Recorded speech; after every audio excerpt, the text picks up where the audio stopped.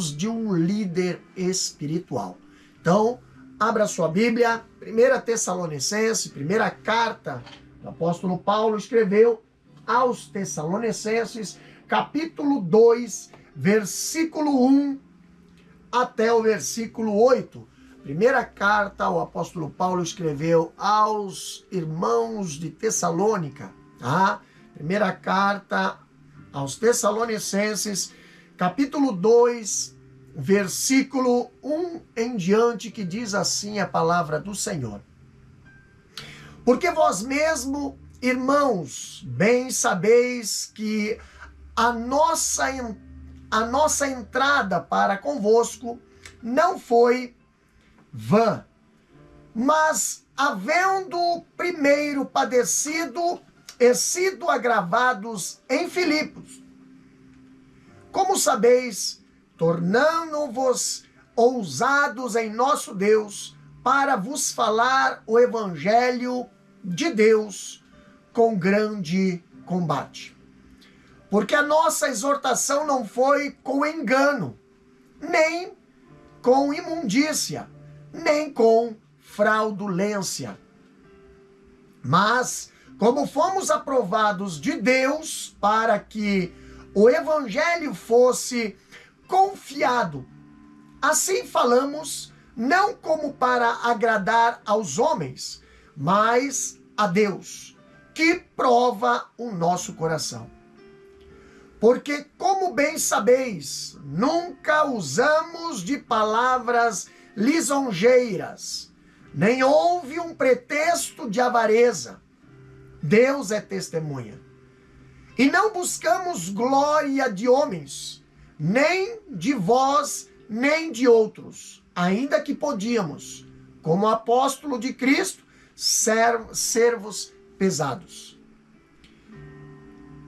Antes fomos brandos entre vós, como a ama que cria seus filhos. Assim nós, sendo-vos tão afeiçoados, de boa vontade, quiséramos comunicar-vos não somente o evangelho de Deus, mas ainda a nossa própria alma. Portanto, nos éreis muito queridos. Irmãos, quando o apóstolo Paulo, ele escreveu essa carta aos irmãos de Tessalônica, presta atenção, Paulo, ele foi um líder por excelência, e o seu legado serve de balizas para os líderes de hoje. Aqui nós vemos 3 atributos desse líder, desse servo, que nós devemos tirar por exemplo em nossa vida. Primeiro, Paulo, um líder espiritual, ele não busca conforto, mas conversões.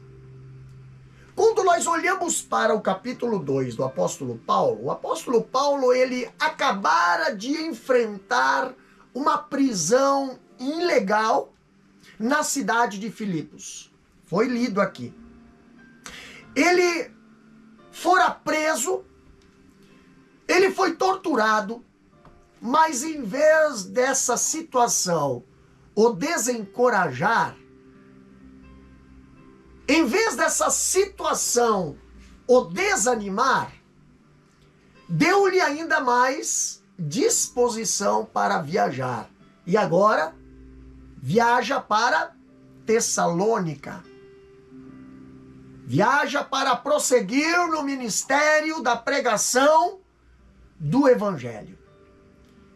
Então, nós vemos que um verdadeiro ministro do evangelho, ele busca conversões em vez de conforto e conveniência. Em vez de ganhar a vida pelo evangelho, ele estava pronto a dar a sua vida pelo evangelho. Então aqui nós vemos que Paulo, ele nos deixa o exemplo de liderança. Outro ponto interessante, outra baliza interessante que Paulo nos ensina aqui no capítulo 2 de 1 Tessalonicenses, é que o líder espiritual, ele não busca lucro, mas ele busca trabalho. E quando olhamos para o apóstolo Paulo, Paulo ele não foi para Tessalônica para tirar proveito dos tessalonicenses, mas levar algo a eles. O povo ali recebeu algo da parte do apóstolo Paulo. Paulo ele não foi à capital da província da Macedônia para levar vantagens, mas ele foi à capital da Macedônia para doar. Sua motivação não era lucro, mas a sua motivação era a salvação de almas. Meus queridos irmãos, Paulo se dispôs a abrir mão de direitos legítimos e trabalhar com as mãos para o seu sustento, para manter o privilégio de pregar o evangelho. O ministério não era uma plataforma de lucro para o apóstolo Paulo, mas era um campo de trabalho. E é lamentável que alguns obreiros desta geração estejam transformando o evangelho num produto, esteja transformando o púlpito num balcão, esteja transformando o templo numa praça de barganha e estão ali transformando os crentes em consumidores. O maior bandeirante do cristianismo, o maior plantador de igreja da história, o maior teólogo e evangelista da igreja primitiva, o nome dele, apóstolo Paulo, ele terminou a sua vida pobre, terminou a sua vida sozinho, terminou a sua vida condenado à morte. Então aqui nós vemos que nenhum rei, nenhum aristocrata, nenhum pensador, nenhum filósofo se tornou tão conhecido na história do que esse extraordinário apóstolo chamado Paulo. Quando nós vemos os pilares de um líder espiritual, nós vemos que o líder espiritual, ele não busca aplausos de homens, mas ele busca a aprovação de Deus. E olhando para esta passagem, Paulo era um pastor e não um bajulador.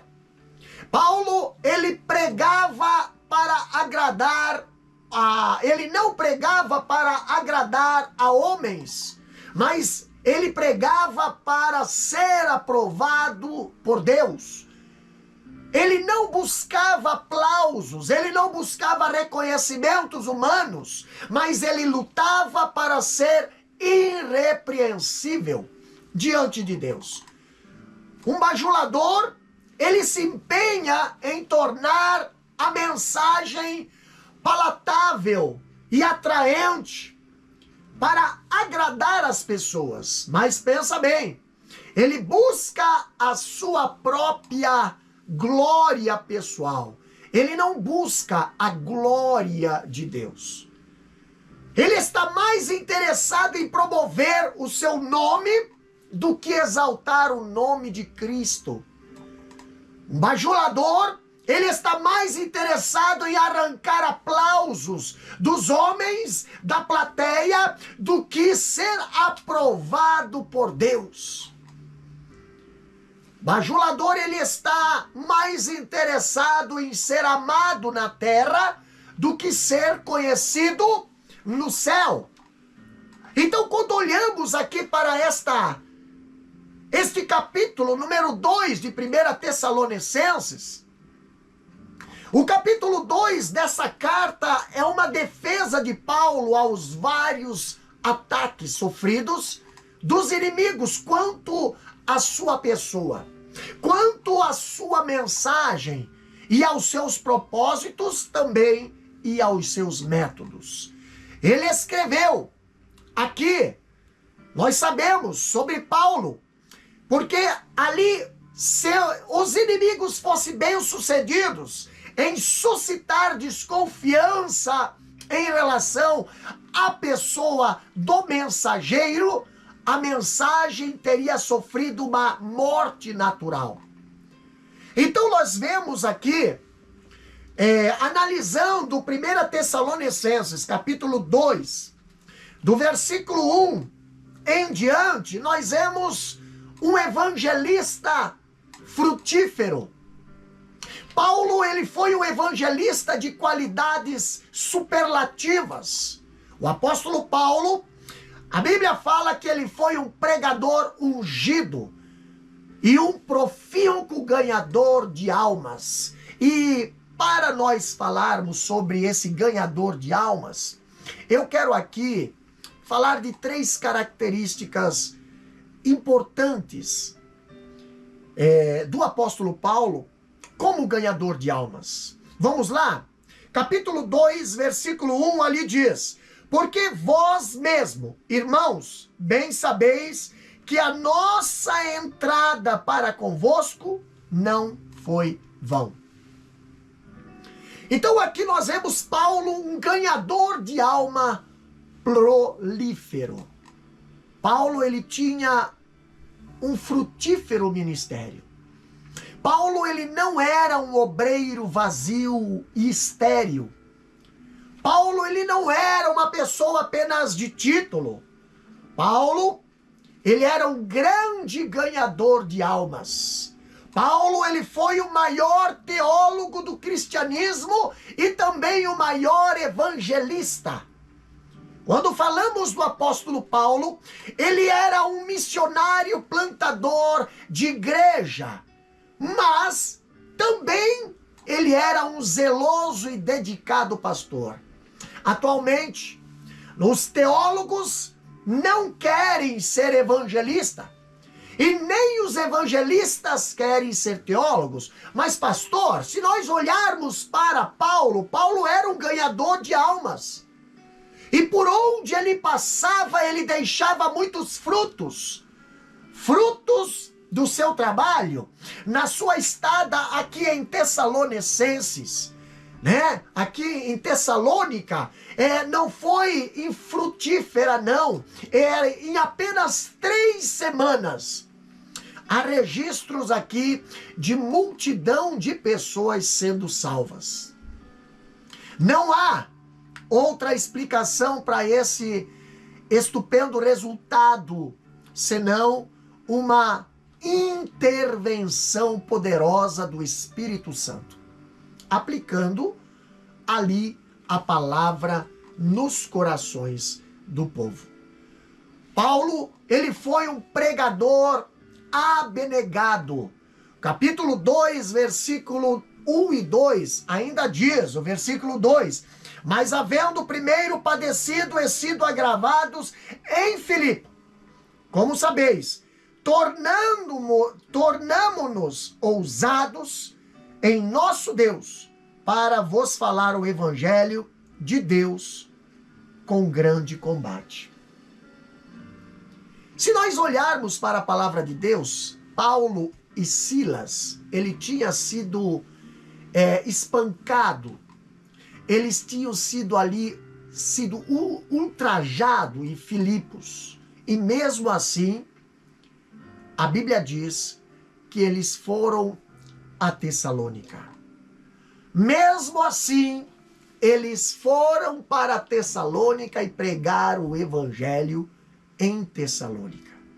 Muitos poderiam tirar férias, talvez, ou dar um tempo no ministério depois de tão violenta perseguição, mas Paulo se dispôs a pregar a palavra de Deus ousadamente em Tessalônica, como os outros apóstolos de Jerusalém, eles também ousaram, né? Como diz Atos capítulo 4, versículo 13, versículo 29 e versículo 31.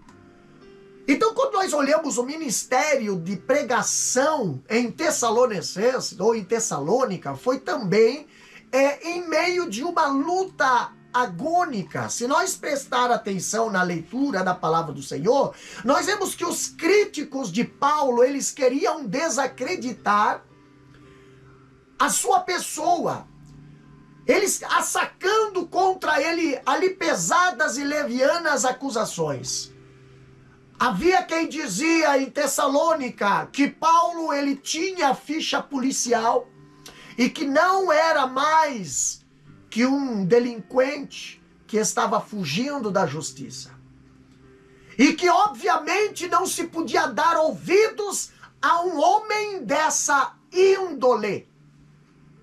Porém, assim como as trevas não podem prevalecer contra a luz, nós vemos que a mentira também não pode triunfar sobre a verdade. Então as acusações mentirosas dos inimigos não puderam destruir a reputação do apóstolo Paulo. Paulo, segundo o versículo 3, aqui ele foi um encorajador sincero. Pastor, o que é que Paulo fez? Vamos ler Bíblia? 1 Tessalonicenses capítulo 2, versículo 3. Olha o que a Bíblia diz ali, versículo 3.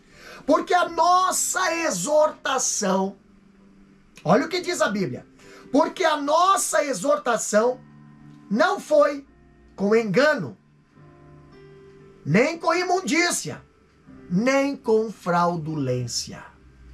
Irmãos, presta atenção, o que nós estamos estudando aqui é Bíblia.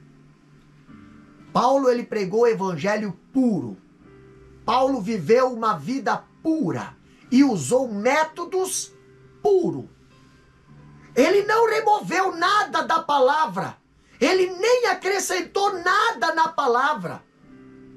Não havia contradição entre o que destilava dos seus lábios e o que subia do seu coração. Não, meus queridos, se nós olharmos a palavra exortação usada por Paulo aqui, ela do grego quer dizer paraclases, que quer dizer, indica apelo, tendo como objetivo o benefício dos ouvintes, e que pode ser exortativo ou conciliatório, conforme as circunstâncias. Então, a palavra era utilizada para encorajar soldados antes da batalha.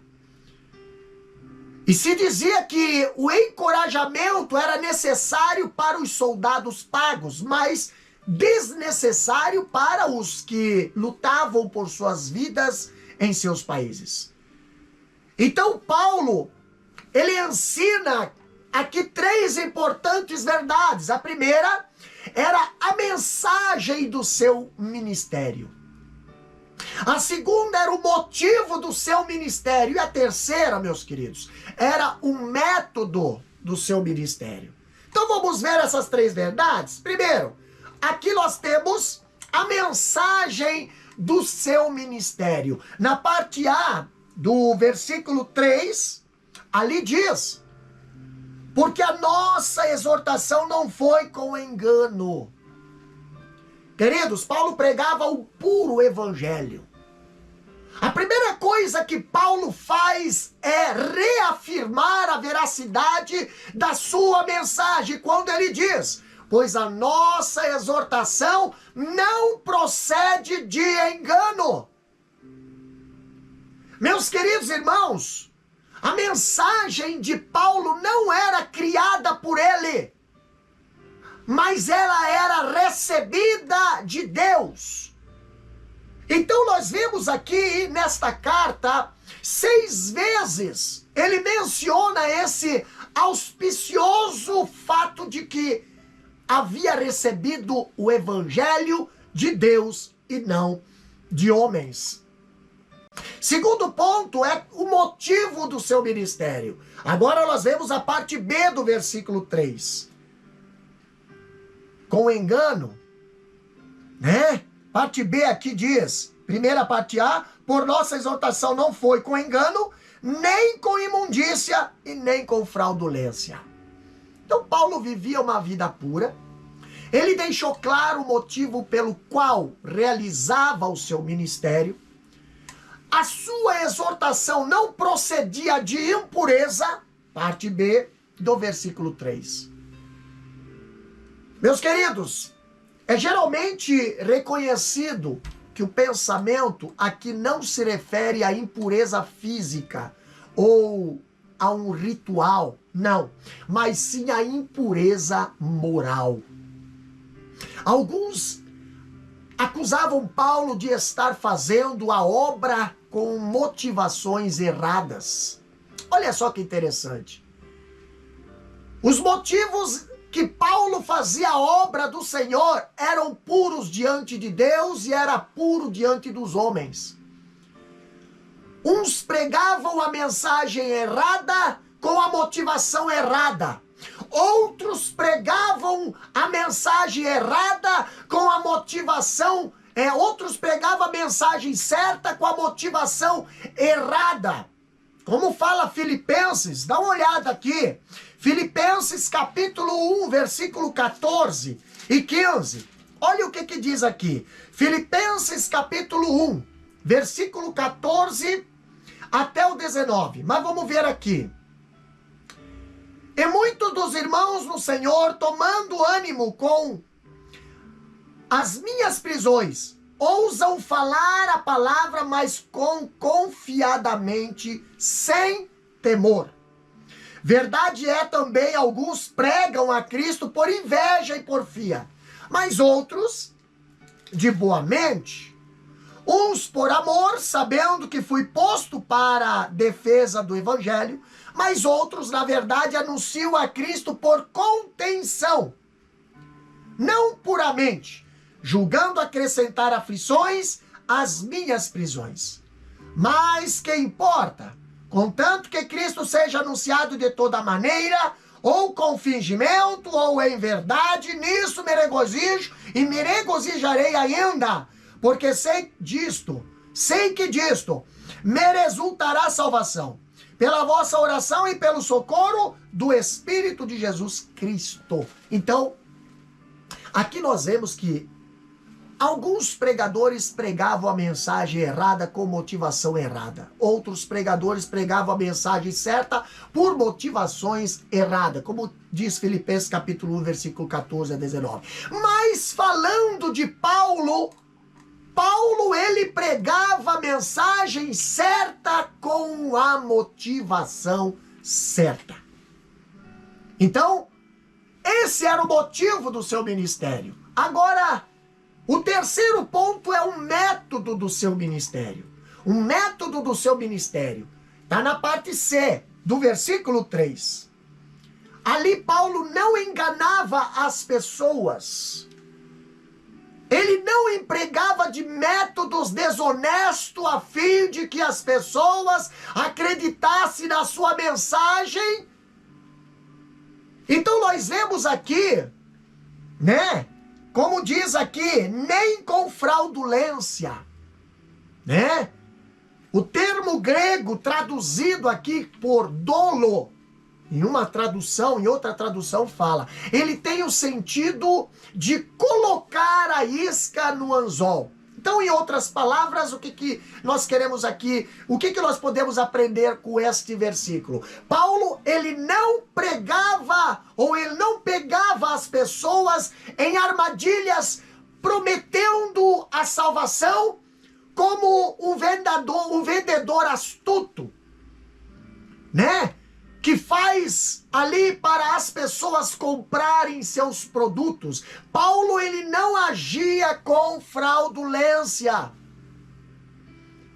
Quando nós vemos a palavra de Deus nos ensinando Aqui nós vemos que a salvação não se dá por uma argumentação engenhosa. A salvação não se dá por uma apresentação refinada. Não, meus queridos.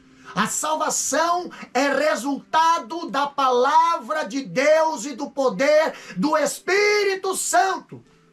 Está no capítulo 1, versículo 5. Quando Paulo fala, porque o nosso evangelho não foi a vós somente em palavras, mas também em poder e no Espírito Santo, e em muita certeza, como bem sabeis, quais fomos entre vós, por amor de vós. Então aqui nos dias de Paulo, a religião, ela se transformava num meio de se conseguir dinheiro.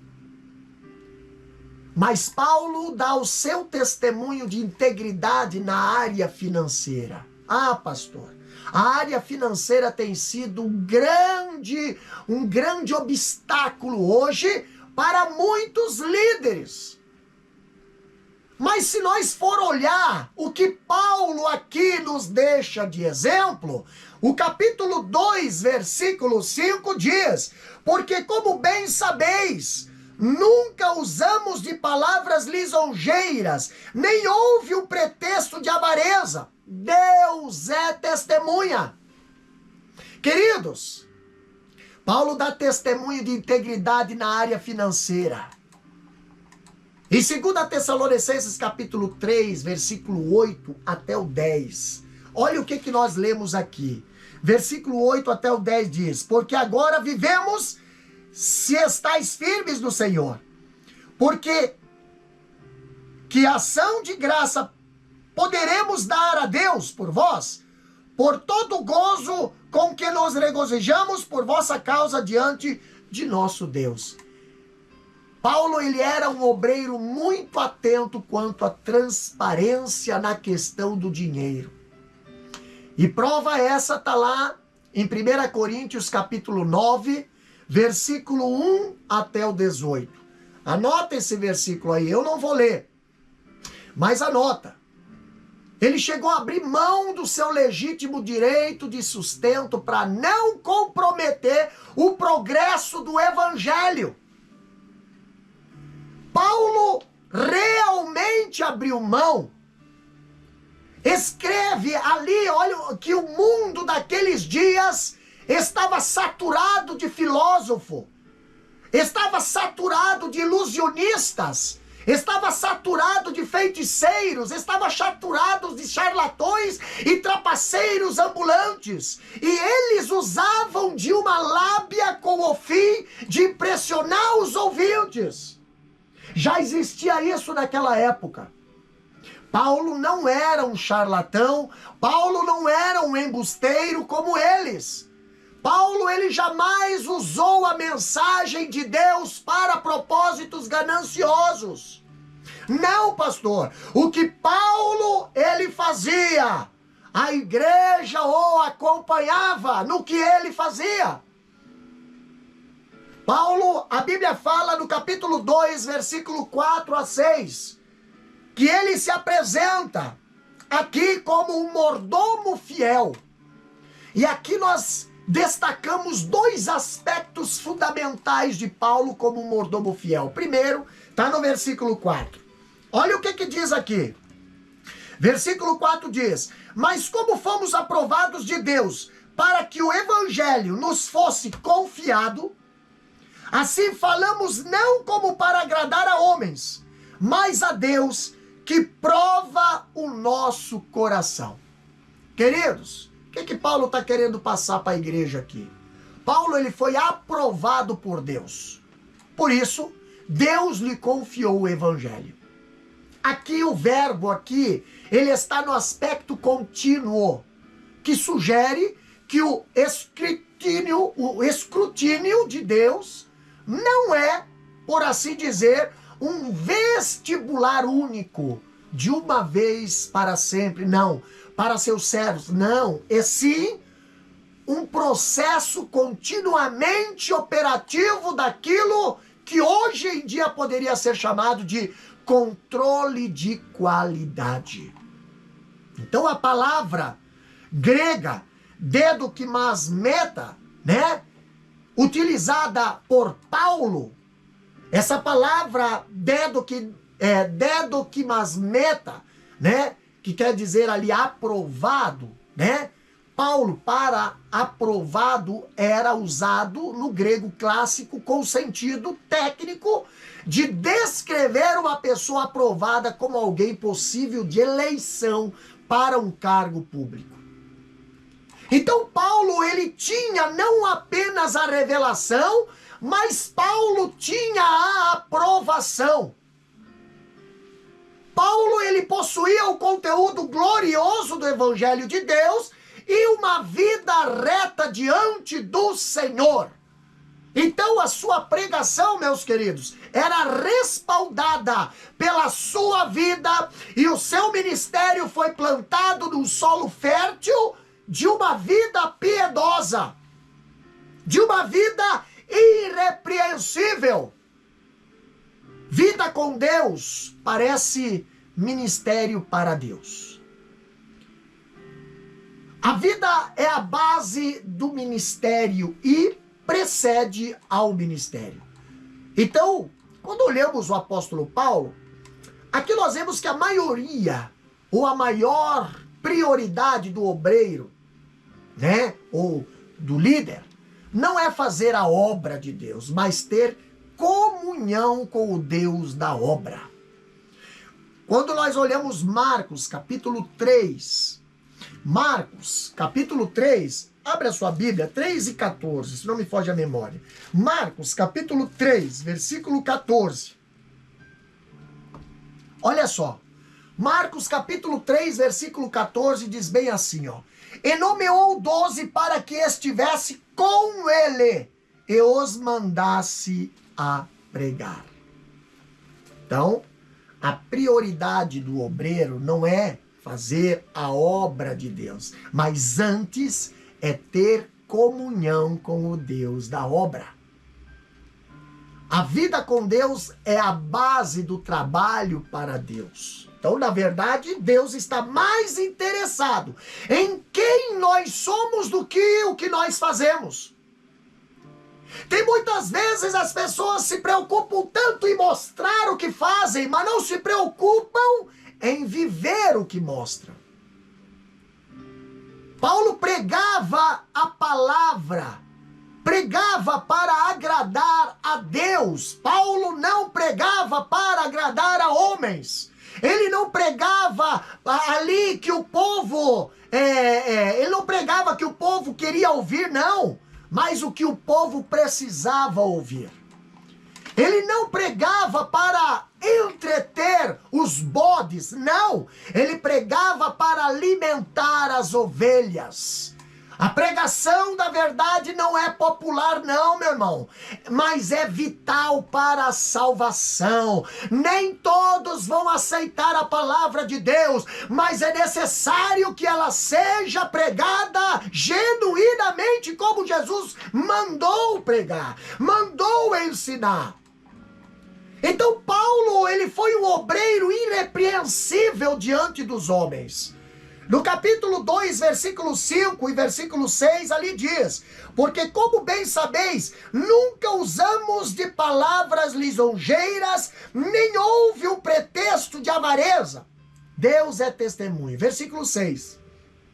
E não buscamos glória dos homens, nem de vós, nem de outros, ainda que podíamos, como apóstolo de Cristo, servos pesados. Então o apóstolo Paulo, ele menciona aqui alguns fatores da sua irrepreensibilidade diante dos homens. E o primeiro fato aqui está no versículo 5, a parte A, né? Ele não era um bajulador. Ele não era um bajulador. Pastor, tem o bajulador e tem o que gosta de ser bajulado.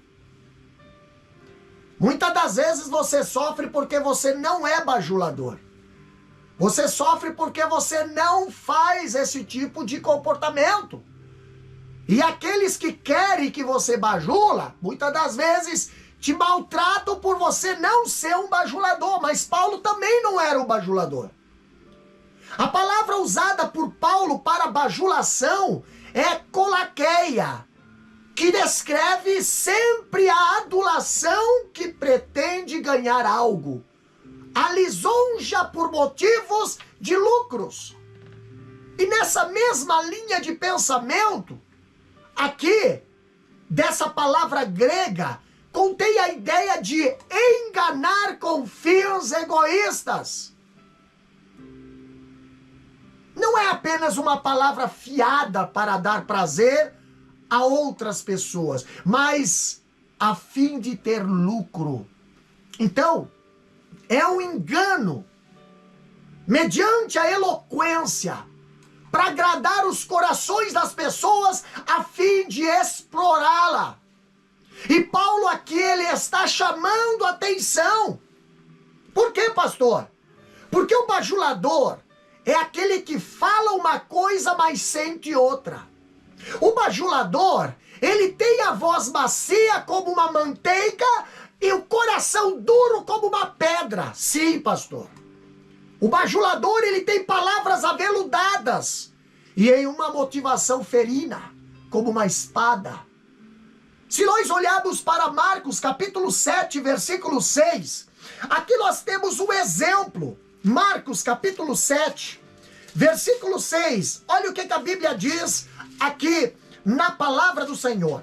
Marcos capítulo 7, versículo 6 diz bem assim, ó.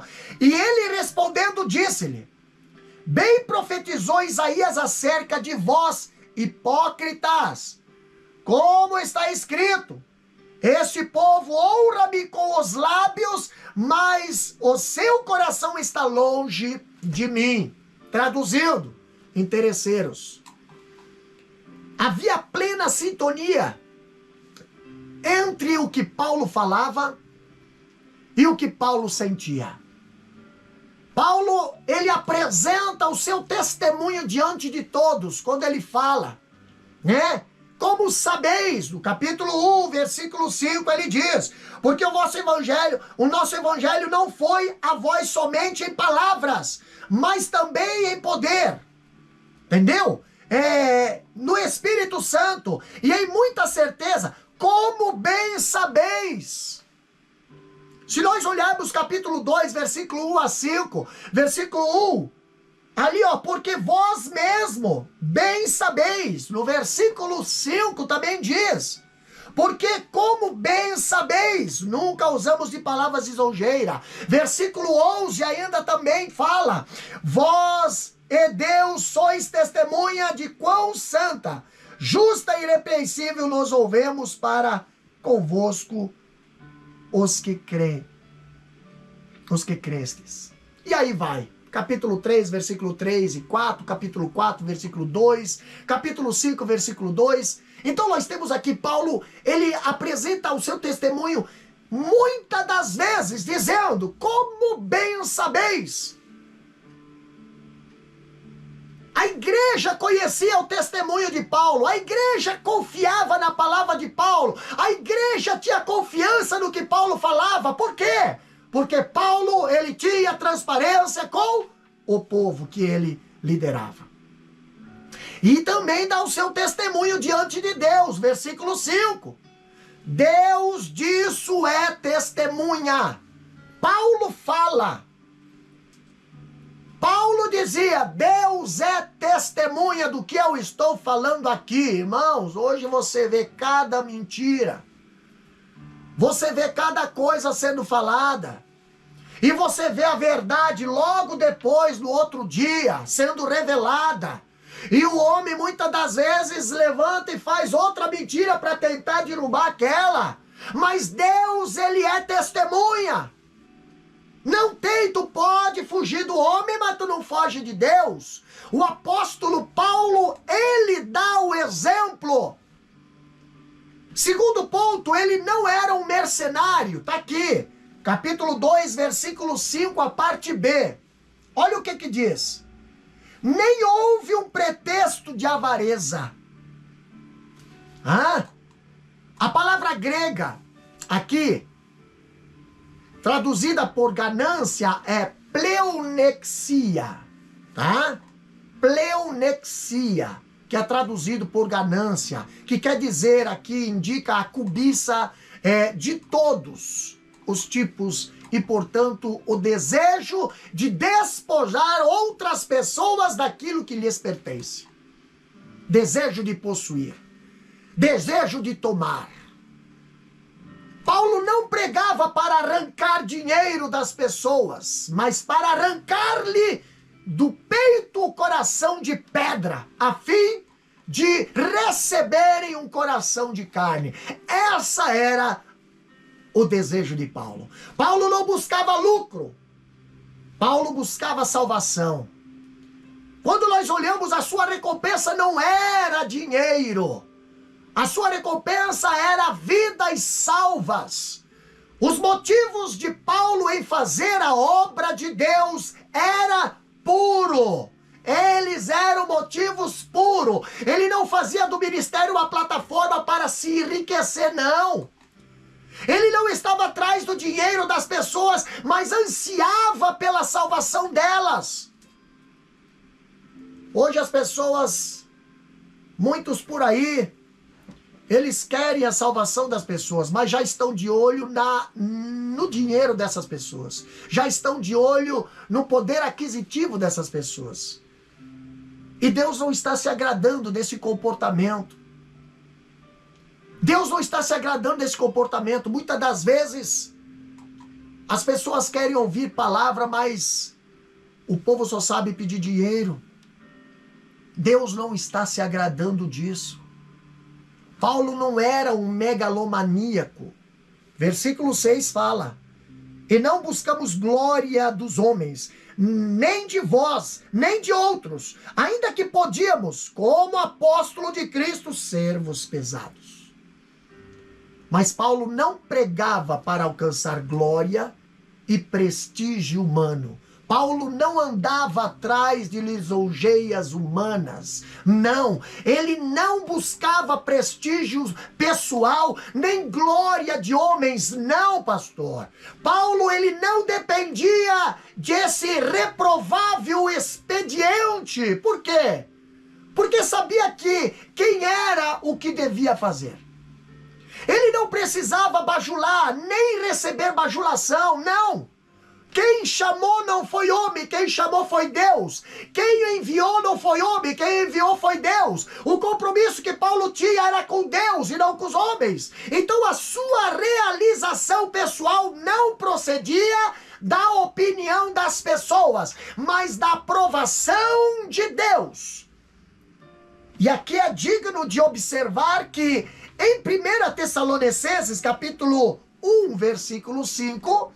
já li aqui, Paulo ele não tenha dito ali, eu cheguei até vós. Não. Nos dias de hoje as pessoas, elas se acham como que se elas fossem a porta da salvação. Não, meus queridos, Paulo não fala isso. Paulo ele diz no capítulo 1, versículo 5 de 1 Tessalonicenses, porque o nosso evangelho não foi a vós somente em palavras.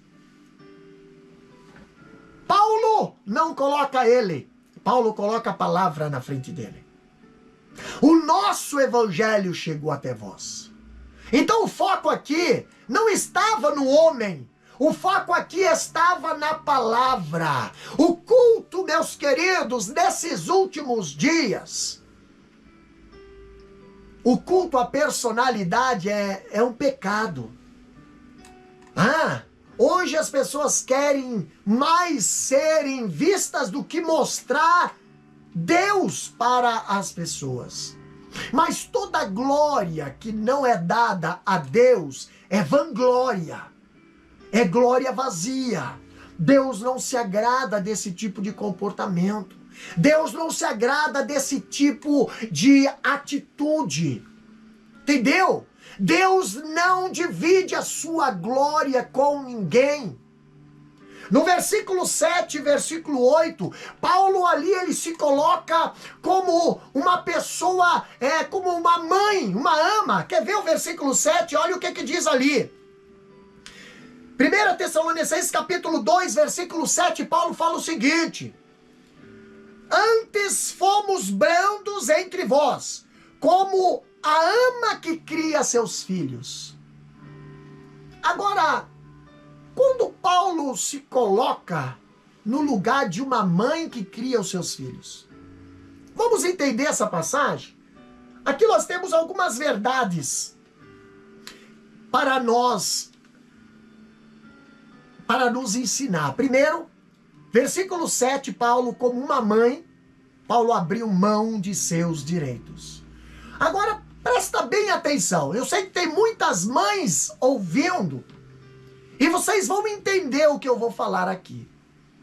A palavra grega usada por Paulo para ama, aqui no versículo 7, é trófos, que quer dizer alguém que alimenta.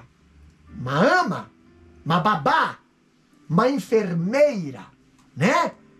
Uma ama no mundo antigo não somente tinha estipulações contratuais escritas, mas com frequência vinha a ser uma pessoa de inteira confiança, cuja influência era duradoura. Por quê? Porque ela cuidaria dos seus filhos. Então, quando nós vemos aqui o comentarista dizendo que, com toda probabilidade, aqui o sentido não é como quando uma nutriz cuida dos filhos de sua patroa. Ou seja, os filhos foram postos sob os cuidados dessa nutriz, a mãe de leite.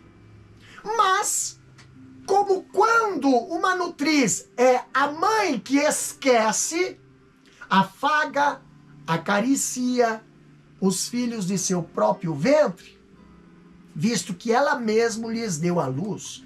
Então aqui nós vemos uma mãe, é aquela que quando tem apenas um pão para repartir, fala para o filho que não está com fome. Quando falamos de mãe, uma mãe se dispõe a abrir mão dos seus direitos a favor dos filhos. E aqui, de modo semelhante, nós vemos Paulo. Paulo tinha o direito de exigir dos tessalonicenses o seu sustento. Mas ele abnega, né? Ele abnegada e voluntariamente abriu mão desse direito para suprir a necessidade dos tessalonicenses, como uma ama carinhosa que acaricia os próprios filhos. Paulo abriu mão. Isso quer dizer, não pegou nada.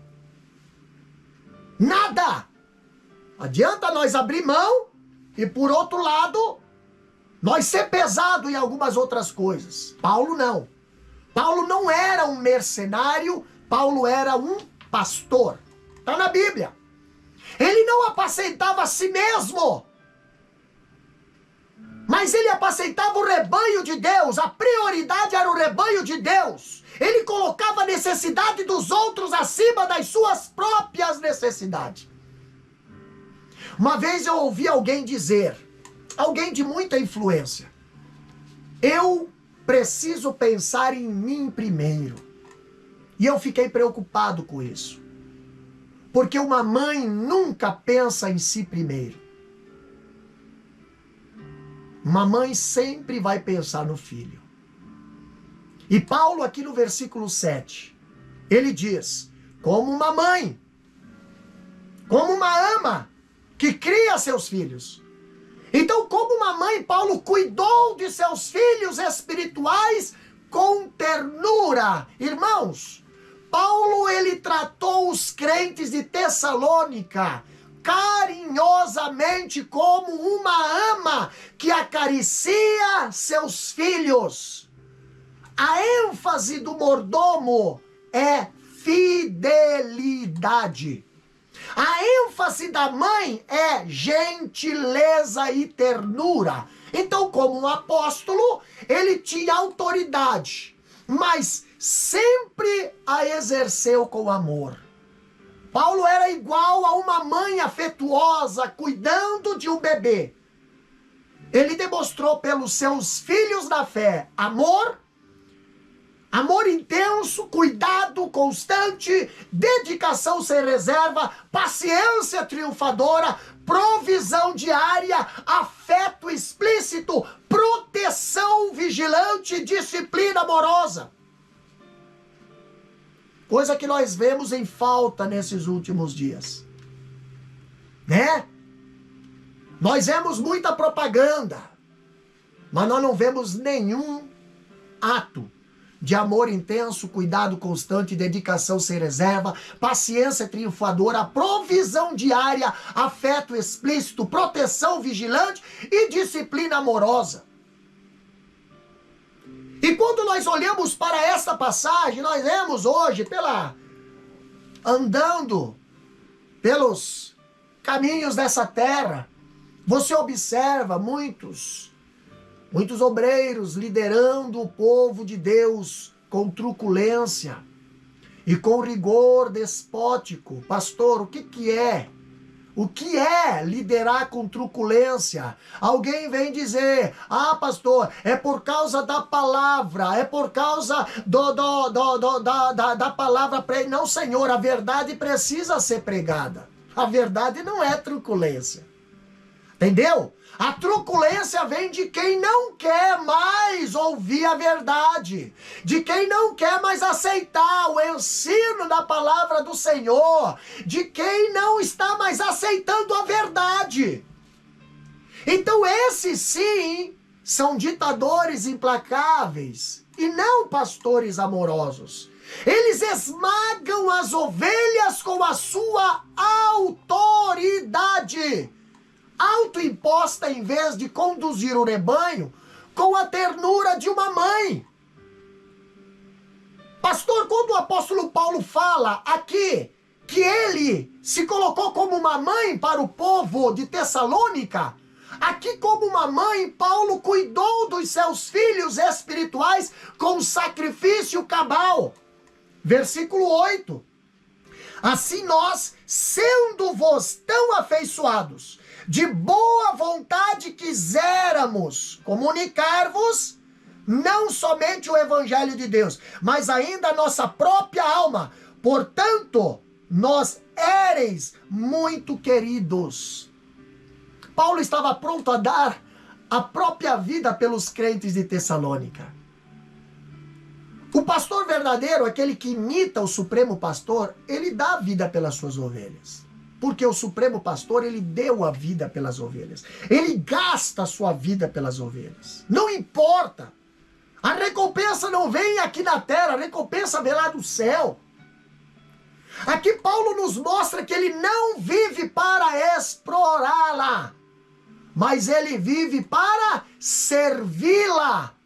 O seu ministério é de doação e não de exploração. O seu sacrifício é cabal, igual a uma mãe que está pronta a dar a sua própria vida para proteger o filho. Seu amor é sacrificial. Nós vemos pessoas hoje que só ligam para você quando estão precisando de alguma coisa, ou quando precisam de alguma coisa. Caso contrário, não lembram de você. Mas Deus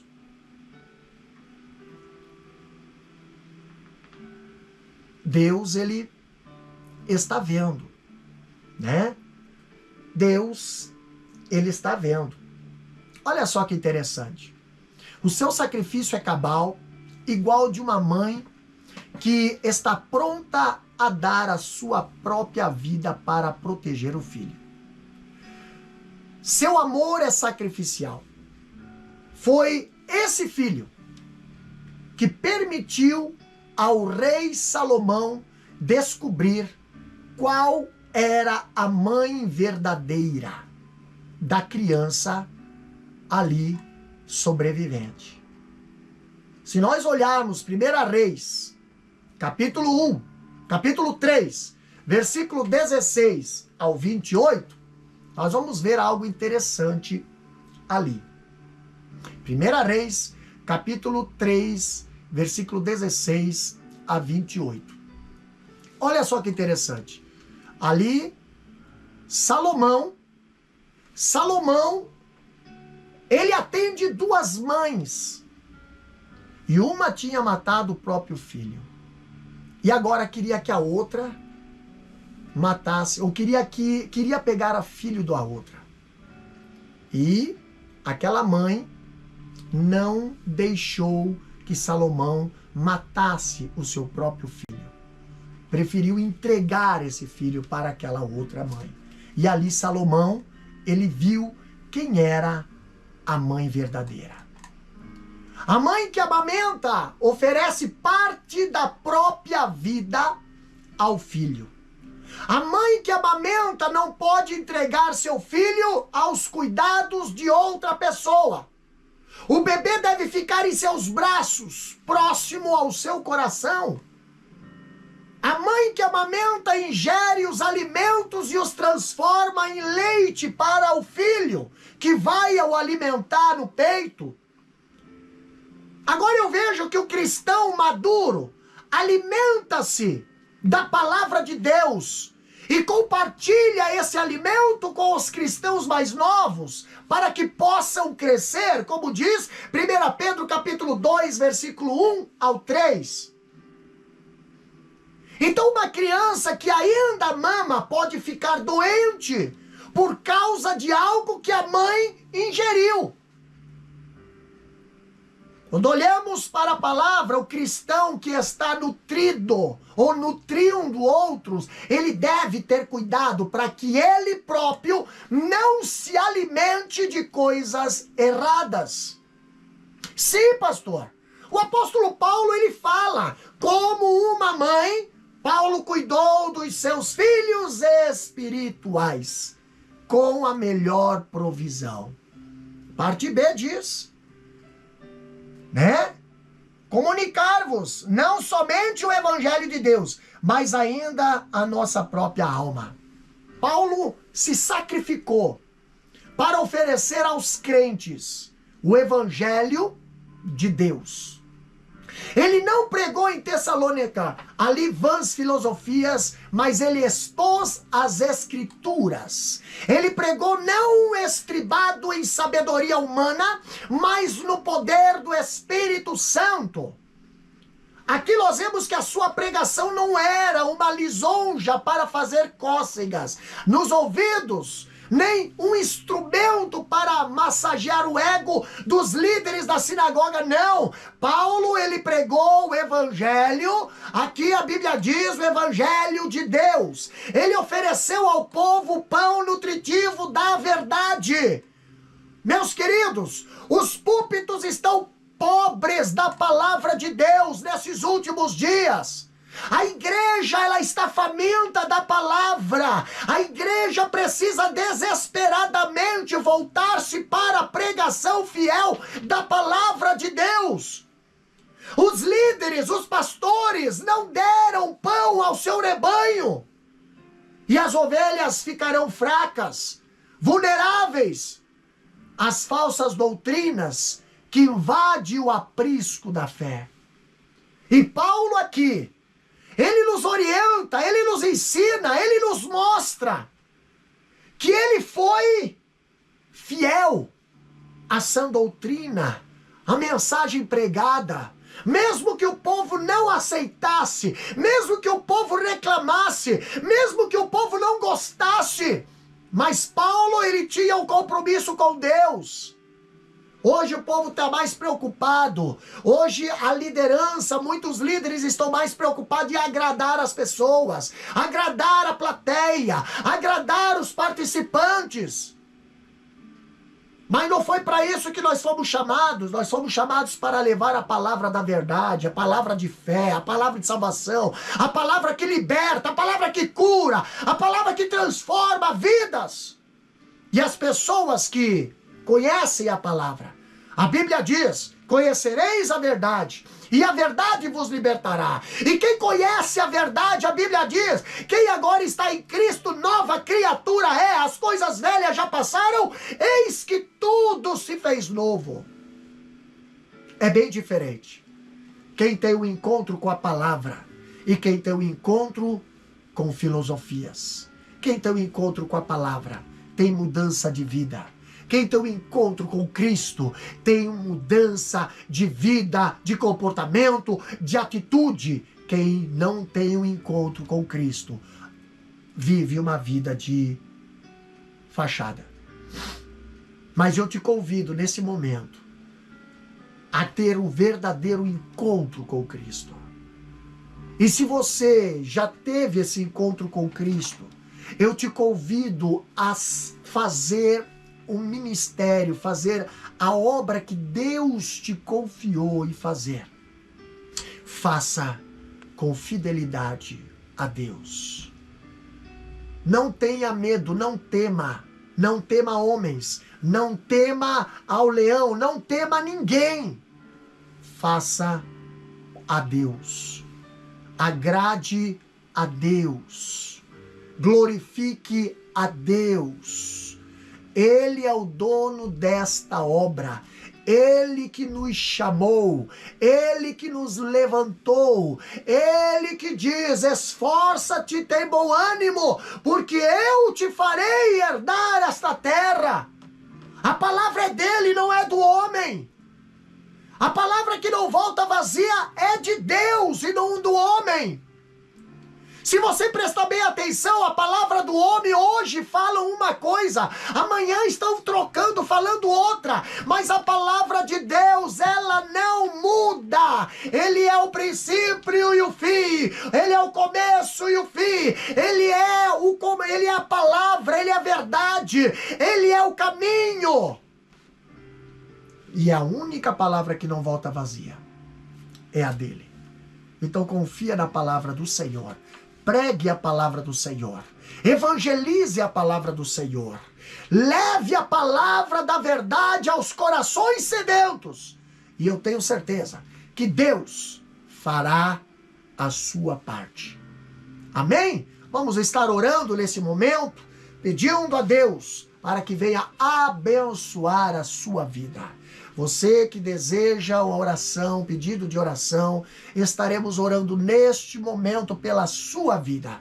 Estaremos colocando a sua vida aí na presença do Senhor. Não sei qual é o teu problema, não sei qual é a tua situação, não sei qual é a tua dificuldade, o teu deserto. Eu só sei dizer que o meu Deus, o Deus que eu sirvo, é um Deus das causas impossíveis e Ele pode mudar a situação da tua vida neste momento.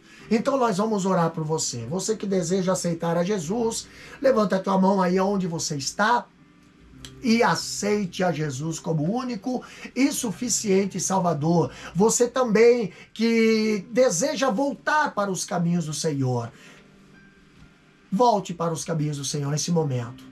Volta que o Pai está te esperando. Então estaremos orando neste momento. Pai querido, Pai eterno, na tua presença, Deus, nos colocamos nesta live, Senhor. Aqui, Pai Santo, intercedendo por cada vida. Pai querido, pedindo a tua bênção sobre cada ouvinte, Senhor, que ouviu a tua palavra aqui através das redes sociais. Pai, abençoa, Senhor, a cada vida. Pai querido, levanta, Senhor, Paulos ainda nos dias de hoje, para pregar a tua palavra com fidelidade. Pai Santo, assim como Paulo pregava, sem temer, Senhor, sem temer a perseguição, sem temer, Senhor, os levantes, sem temer os ataques, mas para levar a tua palavra, Senhor, até os corações. Abençoa cada vida, essas vidas que estão entregando, Senhor, as suas vidas para ti, meu Deus. Abençoa eles, perdoa eles, escreve o nome no livro da vida. Pai querido, também também recebe essas pessoas que estão voltando à tua casa,